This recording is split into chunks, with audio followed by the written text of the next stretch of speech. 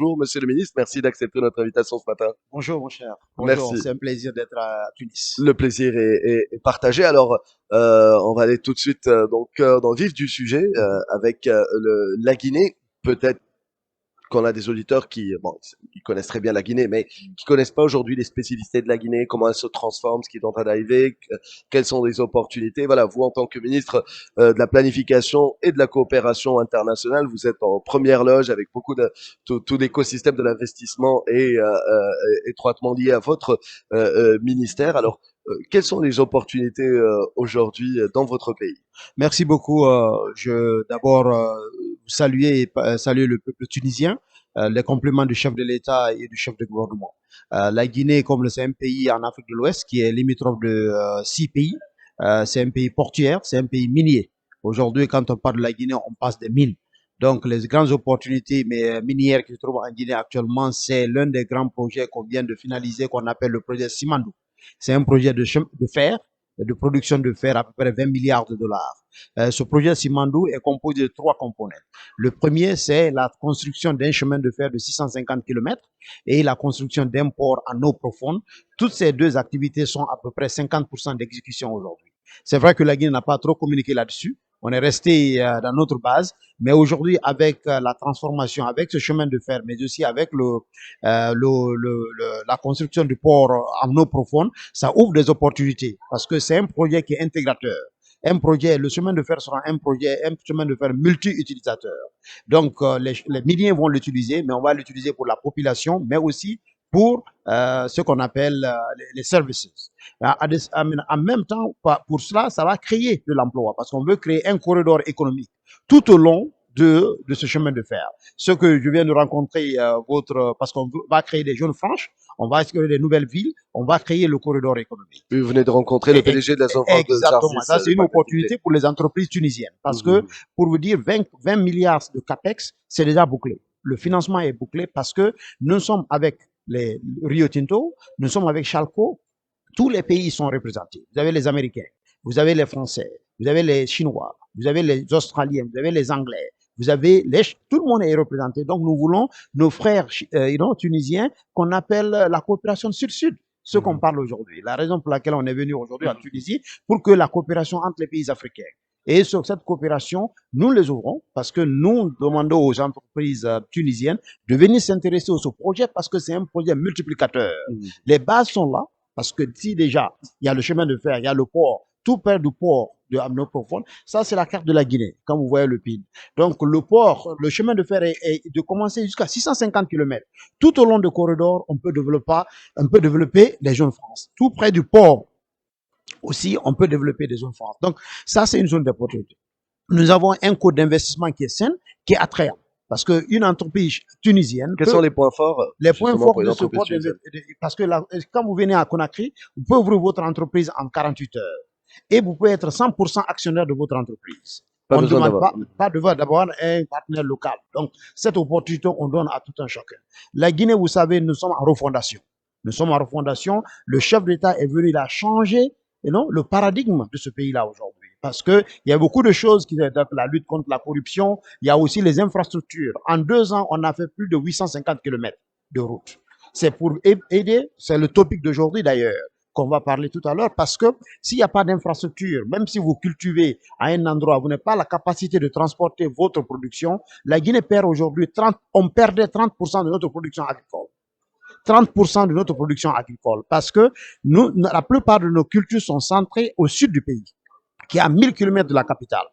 Donc, quand vous faites la production, comme il n'y avait pas de route, ça vous prenait 2 ou 3 jours. Avant d'arriver dans la capitale, 30% de vos activités sont déjà fermées. Donc, aujourd'hui, avec les infrastructures routières, on a vraiment développé ce genre de truc. Donc, la Guinée, comme vous le savez très bien, j'aime bien dire la Guinée, c'est le plus africain, parce que nous sommes le château de l'Afrique de l'Ouest. Parce que l'eau est là. La plupart des pays prennent leur En nom, plus. leur source, le château de l'Afrique de l'Ouest. Le Sénégal, vous le savez très bien, prend son nom à un fleuve qu'on appelle le fleuve Sénégal. Le fleuve Sénégal prend sa source en Guinée. Le Niger et le Nigeria prennent leur source en Guinée, sur le fleuve Niger. Vous avez aussi Gambie, qui est un pays. Donc, le nom de Gambie vient d'un fleuve dont la source vient de la Guinée. Donc, dans ce cadre-là, c'est un pays scandale géologique, mais un scandale agricole. Donc, nous devons s'efforcer pour que l'agriculture s'améliore, qu'on l'intensifie et qu'on avance là-dessus. Alors aujourd'hui, il y a un potentiel d'investissement dans tous les secteurs. Il y a des zones franches qui vont être créées. Il y a certainement un besoin aussi de beaucoup d'expertise, peut-être dans différents domaines. Ouais. En l'occurrence, peut-être aussi dans l'agriculture et dans la transformation également, dans l'agroalimentaire. Alors aujourd'hui, si j'ai bien compris, il y a une industrialisation en cours de la Guinée, c'est-à-dire il y a beaucoup d'investissements dans l'industrie, des investissements locaux de Guinéens mais également d'étrangers, bien évidemment. Donc, c'est un pays assez ouvert aujourd'hui. Donc, je pense qu'il y a des opportunités en matière d'investissement industriel. Évidemment, Parce qu'il y a les matières premières, il y a beaucoup. exactement. Lorsque le chef de l'État est venu au pouvoir, vous savez, on a plus de 15 compagnies minières de bauxite qui prenaient la bauxite, qui mettaient dans le bateau, ils envoyaient d'autre part. Le président les a demandé très clairement, dans leur contrat qu'ils ont signé avec la Guinée, ils devaient faire la transformation localement, mais ils ne le faisaient pas. Désormais, toutes les entreprises minières doivent construire leur raffinerie, de quitter de bauxite en alumina avant d'arriver à l'aluminium. Tout ce que nous avons aujourd'hui, c'est de l'aluminium. So, therefore, toutes les compagnies aujourd'hui, ils peuvent faire ils font des consortiums. Les compagnies chinoises se sont mis ensemble pour créer la raffinerie. Les Émiratis vont faire la raffinerie. Toutes les personnes, toutes les entreprises qui sont déjà en Guinée vont faire l'industrie. Donc, ça donne une autre opportunité. Parce que pour faire les industries, vous avez besoin de l'énergie. Donc, c'est une autre opportunité pour des entreprises pour venir investir dans l'énergie qui peut vendre à ces compagnies minières qui doivent faire la raffinerie. Donc, ça, c'est extrêmement important. Il y a d'autres produits qui rentrent, des produits chimiques qui rentrent dans ces éléments-là qui peuvent vraiment nous aider dans la mesure du possible par rapport aux industrialisations. Vous avez parfaitement raison. Nous partons à l'industrialisation de notre pays aujourd'hui parce que c'est ça l'avenir. Si vous voulez créer de l'emploi, il faut qu'il y ait la manufacture. Pour la manufacture, parce que aujourd'hui, quand vous prenez les mines, vous allez seulement employer des chauffeurs, des camions. Mais aujourd'hui, nous sommes en pleine transformation parce que nous avons dit, le président a dit, nous allons respecter toutes les conventions internationales. Tous les contrats qu'on a signés avec des entreprises, nous allons évidemment les respecter. Mais nous voulons que les gens aussi respectent. La Guinée veut être un pays normal. Un pays normal, dans tout ce qui se passe dans un pays normal se passe chez nous. On dit toujours, la Guinée n'attire pas, mais elle retient. Quand vous venez en Guinée, on dit que la Guinée n'attire pas. On a même changé ce paradigme.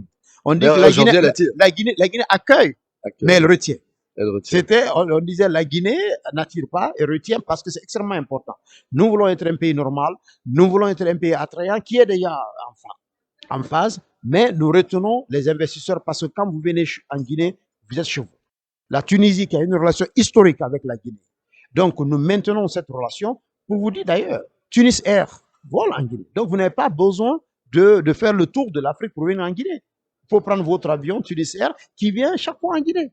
Donc, pour vous montrer la coopération stratégique entre la Guinée et la Tunisie et dans le Moyen-Orient, mais aussi le MENA, le Middle East et North Africa.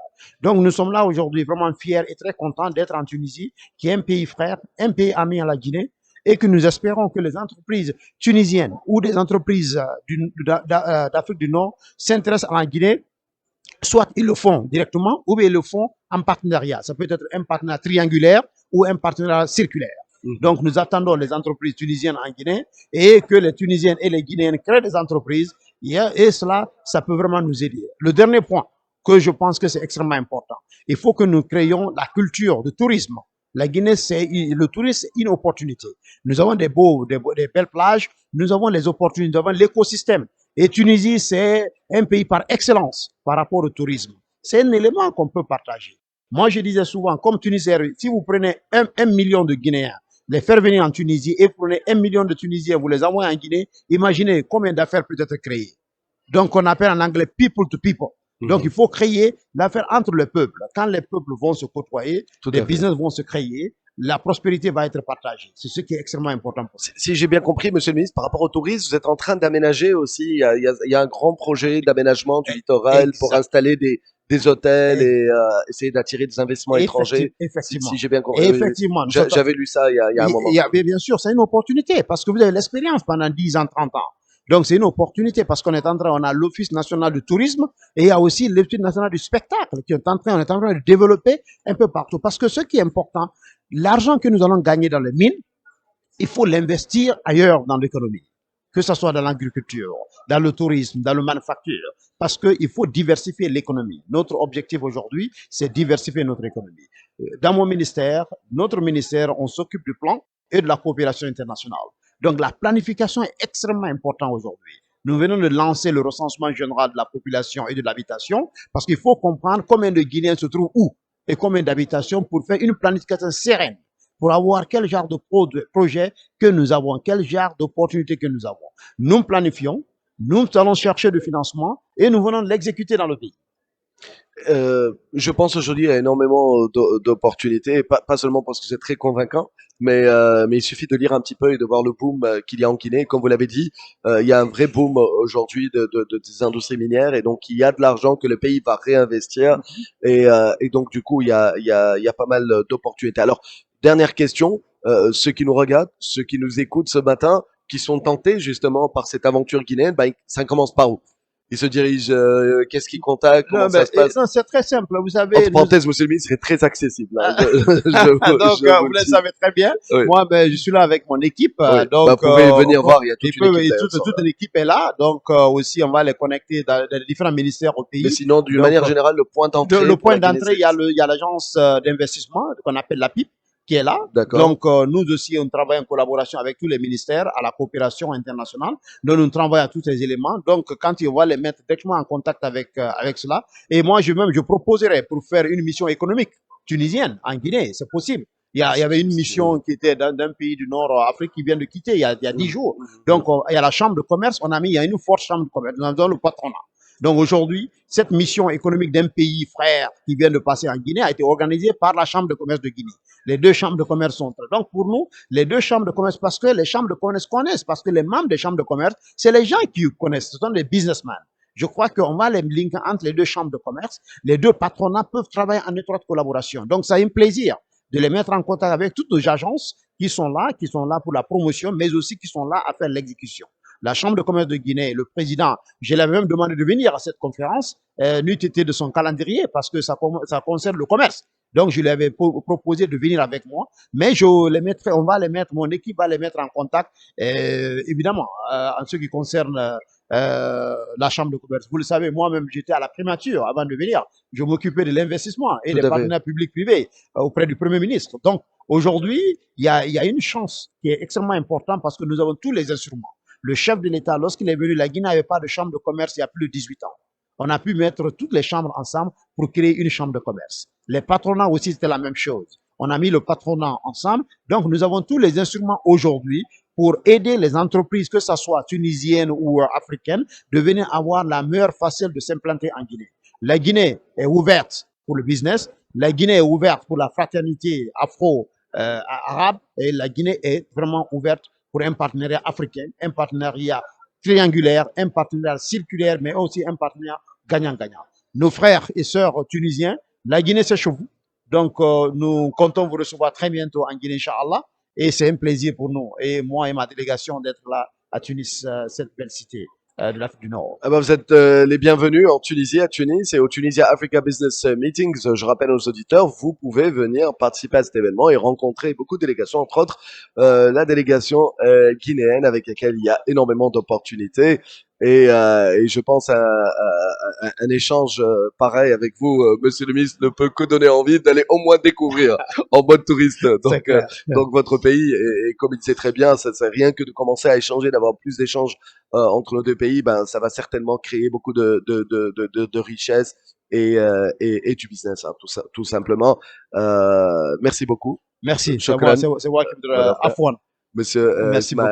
Ismaël Nabé, qui est le ministre de la Planification et de la Coopération internationale de la Guinée. فاصل استديوهاتنا المركزية راجعين هوني في ربط مباشر من تونسيا افريكا بزنس ميتينغز مع عديد الشخصيات، بس هو باش يكونوا ضيوفنا بعد شوي، باش يكون معنا الامين العام لزليكا، فقعدوا معنا راجعين.